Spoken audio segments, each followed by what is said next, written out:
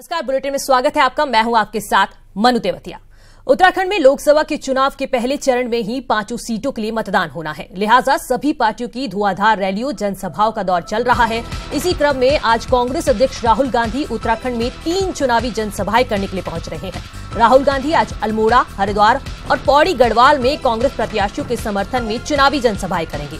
आपको बता दें कि अल्मोड़ा लोकसभा सीट से प्रदीप टमटा कांग्रेस के प्रत्याशी हैं, हरिद्वार लोकसभा सीट से अम्बरीश कुमार कांग्रेस के प्रत्याशी हैं, तो वहीं पौड़ी गढ़वाल लोकसभा सीट से मनीष खंडूड़ी कांग्रेस के प्रत्याशी हैं। तो कांग्रेस अध्यक्ष राहुल गांधी आज उत्तराखंड दौरे पर आ रहे हैं। आज 3 चुनावी जनसभाओं को संबोधित करेंगे राहुल गांधी। देहरादून और रुद्रपुर की रैली में पीएम मोदी ने उत्तराखंड की बर्बादी का जिम्मेदार कांग्रेस को बताया। इसके जवाब में अब कांग्रेस राहुल गांधी की आज होने वाली रैलियों में बीजेपी को कई मुद्दों पर घेरने की तैयारी में है। पहले रुद्रपुर फिर देहरादून, दोनों ही रैलियों में प्रधानमंत्री ने अपनी पार्टी के लिए प्रचार किया और राज्य की बर्बादी और बदनामी की सारी जिम्मेदारी कांग्रेस पर डाल दी। अब बारी कांग्रेस की है। पार्टी के राष्ट्रीय अध्यक्ष राहुल गांधी फिर से राज्य के दौरे पर आने वाले हैं, रैली करने वाले हैं। तो कांग्रेस ने भी डबल इंजन की सरकार पर वार करने की तैयारी पूरी कर ली है। इलेक्ट्रॉनिक इंडस्ट्री का हब बनाएंगे, ये राहुल गांधी जी निश्चित तौर पर आने वाली 6 तारीख की सभा में ये बात रखेंगे कि फोकस करेंगे कि हम पहाड़ को कैसे हम पलायन रोकेंगे, हम कैसे और बेहतरीन बनाएंगे, वहाँ के लोगों के लिए कैसे रोजगार तय करेंगे, ये राहुल गांधी जी स्थानीय मुद्दों पर कहेंगे। कांग्रेस का ये भी आरोप है कि सरकार अपनी नाकामी छिपाने के लिए और असल मुद्दों से ध्यान भटकाने के लिए बार बार पाकिस्तान का मुद्दा उठाती है। गंगा जी के नाम से गंगा पुत्र बन के वोट लिए गए, लेकिन गंगा सफाई के लिए कुछ नहीं किया गया। स्वच्छता के बड़े बड़े नारे दिए गए, लेकिन उसके लिए कोई जो कूड़ा है उसके निष्पादन के लिए कोई ऐसे यंत्र नहीं लगाए गए। तो ये सिर्फ बातें करते हैं और जब कोई इनका चारा नहीं चलता है तो अंत में फिर पाकिस्तान पे पहुंच जाते हैं। हर अपनी कमजोरी का, अपनी नाकामी को छुपाने के लिए पाकिस्तान का सहारा लेते हैं। लोकसभा चुनाव में कांग्रेस का निशाना डबल इंजन सरकार पर है और कांग्रेस मुद्दों को धार देने में जुट गई है ताकि बीजेपी की दोनों सरकारों पर किया गया कोई भी वार बेकार न जाए। न्यूज़ 18 के लिए देहरादून से दीपांकर भट्ट की रिपोर्ट।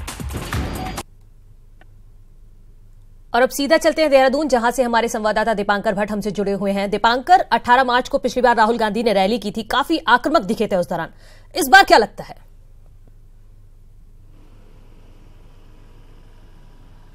बिल्कुल मनु, यहाँ पर देखना होगा क्योंकि एक दिन पहले प्रधानमंत्री नरेंद्र मोदी परेड ग्राउंड से जिस तरह कांग्रेस को घेर कर गए हैं, उन्होंने साफ तौर पर कहा कि पलायन के लिए जिम्मेदार कांग्रेस है, जबकि पर्यटन के लिए जो कदम बढ़ाए वो बीजेपी ने आगे बढ़ाए हैं। साथ ही साथ उन्होंने भ्रष्टाचार से कांग्रेस को जोड़ा। उन्होंने पूरी तरीके से जितना ठीकरा था वो कांग्रेस के सर फोड़ा है। अब कांग्रेस के राष्ट्रीय अध्यक्ष राहुल गांधी आज 3 जगह जनसभाएं करने वाले हैं और वो 3 जगह किस तरीके से कांग्रेस को डिफेंड करते हैं, कैसे ये बताएंगे कि उत्तराखंड के लिए वो बीजेपी ने नहीं किया, वो कांग्रेस ने किया। मतलब कांग्रेस को सही साबित करना, प्रधानमंत्री नरेंद्र मोदी ने जो सवाल खड़े किए उन पर जवाब देना। राहुल गांधी की आज की रैलियां बहुत कुछ तय करके जाएंगी उत्तराखंड में, लेकिन जिस तरीके का मूड दिखा है बीजेपी को लेकर, जिस तरीके से प्रधानमंत्री ने रुद्रपुर और देहरादून की रैली में कांग्रेस को घेरा है, कांग्रेस के चाहे प्रदेश स्तर के नेता हो, चाहे अभी तक राहुल गांधी रहे हों, जवाब देने में उस तरीके से सामने नहीं आए। तो आज क्या किस होमवर्क के साथ राहुल गांधी आते हैं, क्योंकि श्रीनगर एक पौड़ी में जो कैंडिडेट है कांग्रेस के, वो बीजेपी के पूर्व सीएम भुवन खंडूरी के बेटे हैं। उनको भी उन्हें आगे बढ़ाना है, उनके लिए टिकट वहां पर वोट मांगने हैं और अपनी प्रधानमंत्री नरेंद्र मोदी की बातों को डिफेंड भी करना है।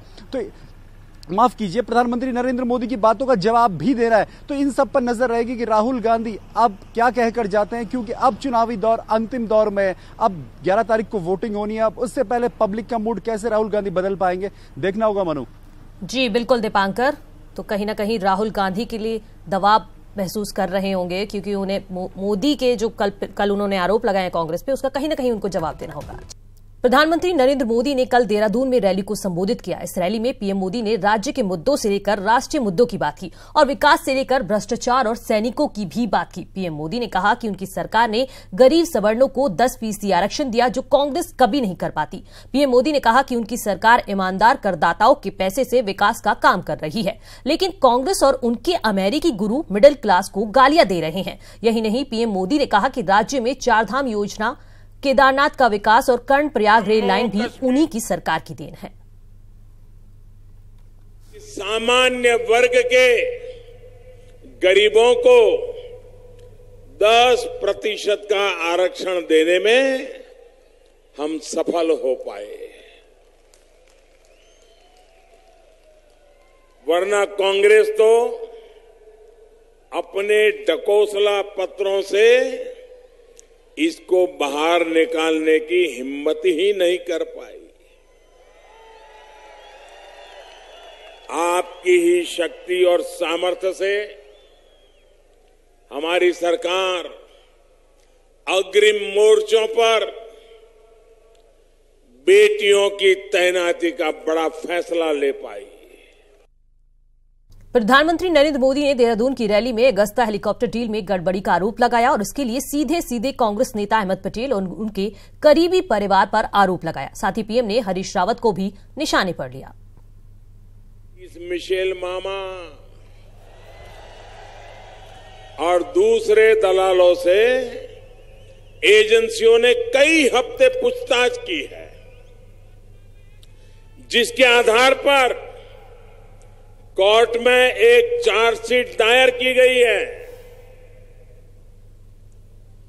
मैं मीडिया में देख रहा था कि हेलीकॉप्टर घोटाले के दलालों ने जिन लोगों को घूस देने की बात कही है, उनमें से एक एपी है, एपी, और दूसरा FAM है, फेम। इसी चार्जशीट में कहा गया है कि एपी का मतलब है अहमद पटेल और FAM का मतलब है फैमिली। अब आप मुझे बताइए, आप तो अहमद पटेल का नाम सुना है ना, जानते हो ना? यहां जो पहले मुख्यमंत्री थे उनके खासम खास है।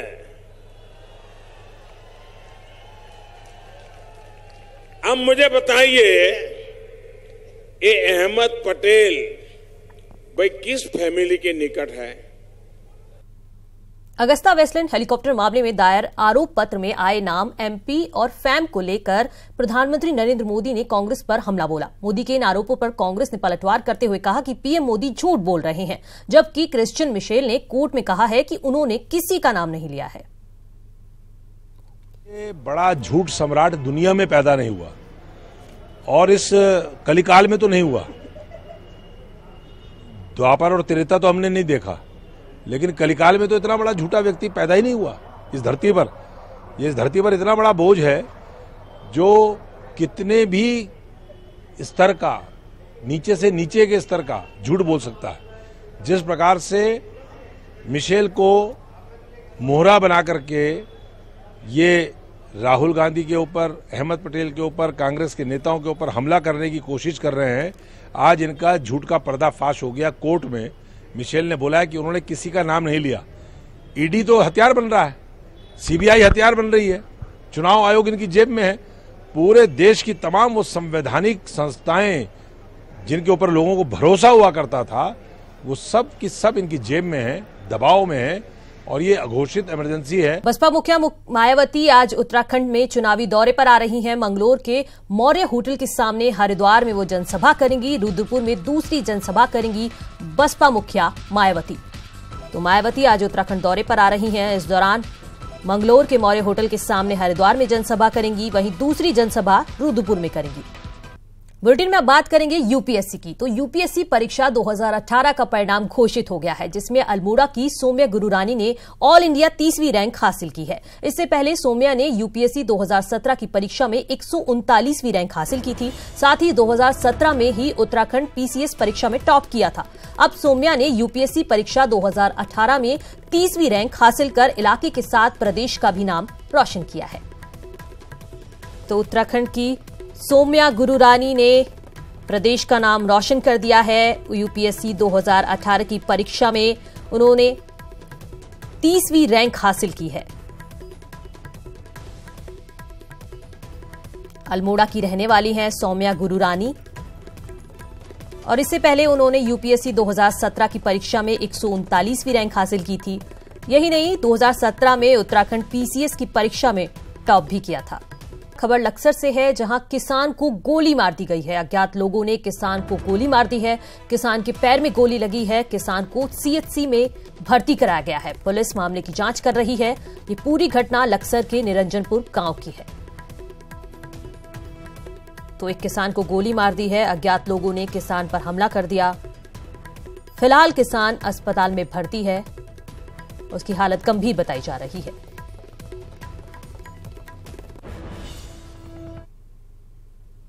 कुमाऊं ही नहीं बल्कि गढ़वाल क्षेत्र में भी कांग्रेस के स्टार प्रचारक कहीं नजर नहीं आ रहे। पौड़ी लोकसभा सीट पर चमोली की बात करें तो बीजेपी की तरफ से राजनाथ सिंह और त्रिवेंद्र सिंह रावत ही कई अन्य बड़े नेता भी जनसभा कर चुके हैं, लेकिन कांग्रेस की तरफ से कोई बड़ा नेता अब तक यहां नहीं पहुंचा है। हालांकि कांग्रेस का कहना है कि उनके प्रत्याशी ही स्टार प्रचारक हैं।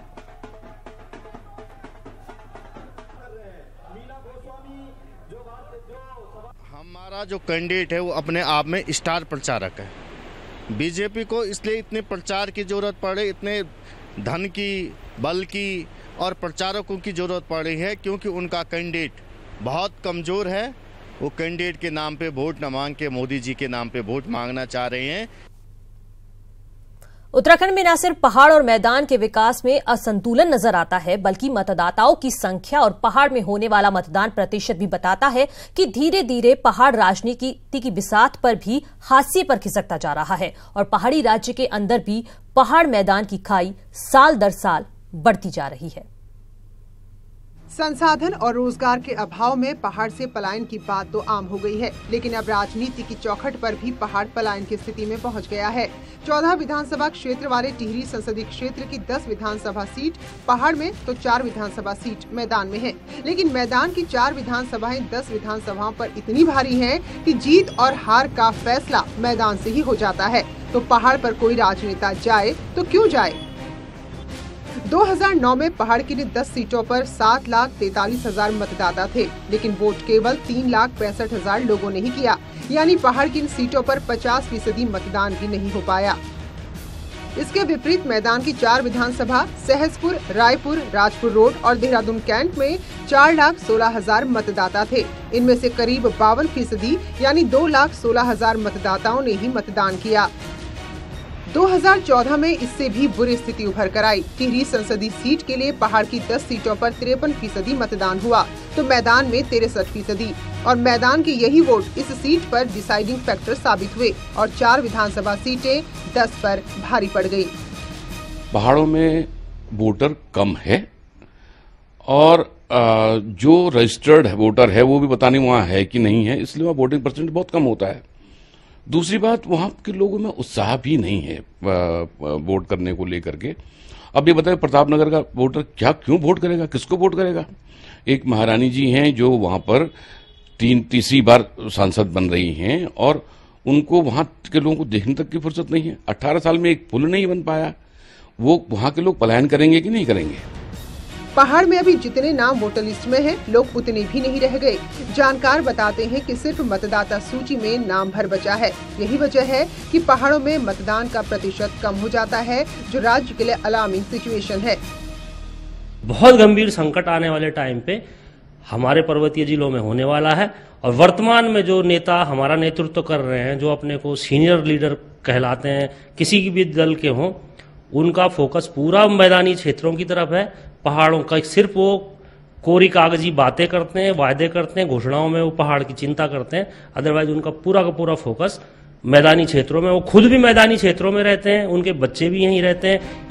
पलायन की मार झेल रहा उत्तराखंड का पहाड़ 2026 में और भी विकराल तस्वीर को देखेगा, जब राज्य में फिर से परिसीमन होगा और घटती आबादी के कारण पहाड़ में सीटें और कम हो जाएंगी, और तब तो शायद चुनावी बाजी मारने के लिए 3 मैदानी जिले की सीटें ही काफी हों। तो ऐसे में नेताजी के भरोसे मत रहिए। पहाड़ में पहाड़ से समस्याओं का जख्म भविष्य में कहीं नासूर न बन जाए, इसके लिए अभी से बड़े कदम उठाने होंगे। देहरादून से न्यूज 18 के लिए सुनील नवप्रभात की रिपोर्ट। चैत्र माह के नवरात्रे आज से शुरू हो गए हैं। इन 9 दिन देवी के अलग अलग रूपों की पूजा की जाती है और ये 9 रूप अलग अलग सिद्धियां देते हैं। इसमें माता के शैलपुत्री से लेकर कालरात्रि जैसे 9 रूप हैं। आज मां शैलरात्रि की आराधना हो रही है और मंदिरों में मां के दर्शन के लिए भक्तजनों का तांता लगा हुआ है।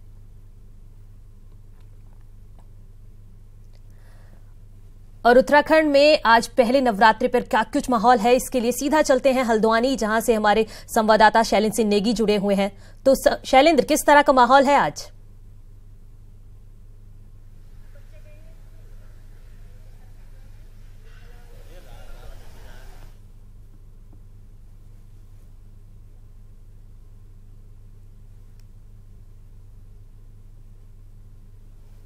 तो आज चैत्र माह के नवरात्रि आज से शुरू हो गए हैं।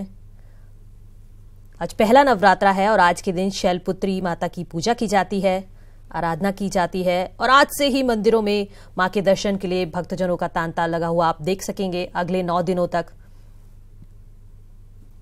माता की अलग अलग रूप में पूजा की जाती है। और अब सीधा चलते हैं हल्द्वानी, जहां से हमारे संवाददाता शैलेंद्र सिंह नेगी जुड़े हुए हैं। शैलेंद्र, आज पहले नवरात्रे पर क्या कुछ माहौल देख रहे हैं आप उत्तराखंड में? देखिए, हम इस समय एक मंदिर में मौजूद हैं और उत्तराखंड को देवभूमि कहा जाता है, इसलिए कण-कण में यहाँ पर देवताओं का वास है। और पहले दिन हिमालय राजपुत्री की पुत्री कहा जाता है शैलपुत्री, और उनके स्वरूप की पूजा हो रही है और सुबह सुबह ही लोग पहुंचने शुरू हो चुके हैं। हमारे साथ पंडित जी मौजूद हैं। पंडित जी, ये बताइए कि आज शैलपुत्री की पूजा के साथ नवरात्र की शुरुआत हो गई है, क्या महत्व है इन नवरात्रियों का? सर, आज ये वासंती नवरात्रि है। वासंती नवरात्रि में आज नए संवत्सर का आगमन, बसंत ऋतु, और नवरात्रि के प्रथम दिवस में आज माँ भगवती जो पार्वती हैं, शैलपुत्री हैं, उनका पूजन प्रथम दिन से आरंभ होकर के 9 दिन पर्यंत शक्ति की उपासना लोग करते हैं। विशेषकर माताएं नवरात्र में विशेष व्रत पूजन इत्यादि करती हैं। और माँ भगवती की आज जो है 9 संवत्सर में माँ भगवती का जो है प्रातःकाल उठ करके लोग ध्वजारोपण करते हैं। और परिधावी नाम संवत्सर जो आज से प्रारंभ हो रहा है, विक्रमादि संवत 2676, उसमें माँ भगवती की शक्ति की उपासना करते हैं। कौन कौन सी देवियों की पूजा होती है इन चैत्र नवरात्रों में? जो 9 माता के 9 स्वरूप हैं, आप दर्शकों को उन 9 स्वरूप के बारे में बताइए। प्रथमम शैलपुत्री चौ, द्वितीयम ब्रह्मचारिणी, तृतीयम चंद्रघंटेति, कूष्मांडेति चतुर्थकम, पंचमम स्कंदमातेति, षष्ठम कात्यायनीति चौ, सप्तमम कालरात्रि चौ, महागौरीति चाष्टमम, नवमम सिद्धिदात्री चौ, नव दुर्गा प्रकृतिता। ये 9 देवियां जो हैं 9 नवरात्रियों में माँ भगवती 9 देवियों की 9 दिनों में उपासना की जाती है, शक्ति की उपासना की जाती है।